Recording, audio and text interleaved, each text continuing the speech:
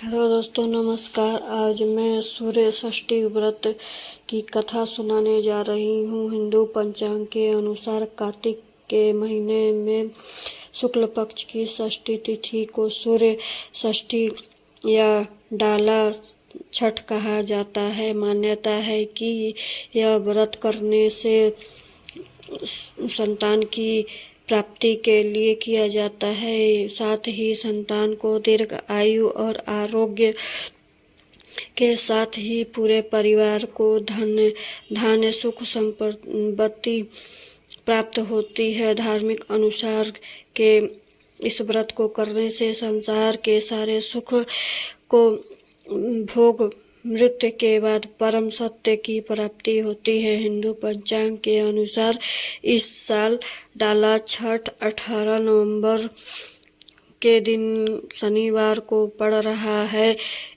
आइए तो डाला छठ कैसे मनाया जाता है, साथ ही व्रत कथा पढ़ें। धार्मिक मान्यताओं के अनुसार यह व्रत पूरे नियम और निष्ठा के साथ किया जाता है। एक महिला थी जिसका विवाह हुआ कई साल हो गए, लेकिन उसकी कोई संतान नहीं थी। मान्यता के अनुसार उस महिला ने कार्तिक मास के शुक्ल पक्ष की सप्तमी तिथि के अनुसार संकल्प लिया, संतान की प्राप्ति होती।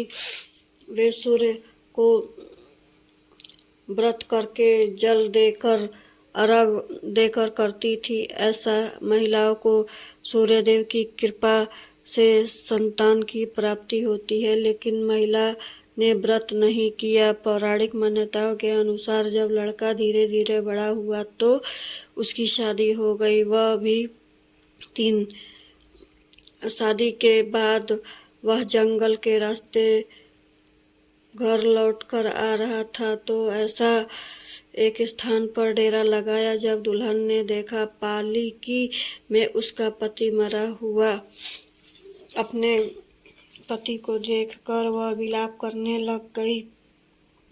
उसके रोने की आवाज़ सुनकर एक वृद्धा महिला उसके पास आई और बोली कि मैं छठ माता हूँ। तुम्हारी सास मेरा व्रत करने की बात कहकर टाल रही थी, इसके कारण तुम्हारे पति की मृत्यु हो गई। वृद्ध महिला ने कहा, मुझे तुम्हारा विलाप नहीं देखा जा रहा है। उन्होंने कहा कि तुम मेरे पति को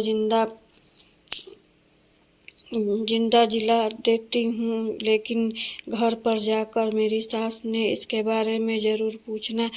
इसके बाद छठ माता के उनके पति को जीवित करने के लिए कुछ देर बाद जब वह बहू घर पहुंची तो रास्ते में जितने भी बातें हुई थी सारी बातें वह अपने सास को बताती। तब लड़का की मां ने अपने पुराने संकल्प को याद करते हुए सूर्य देव को अर्घ दिया।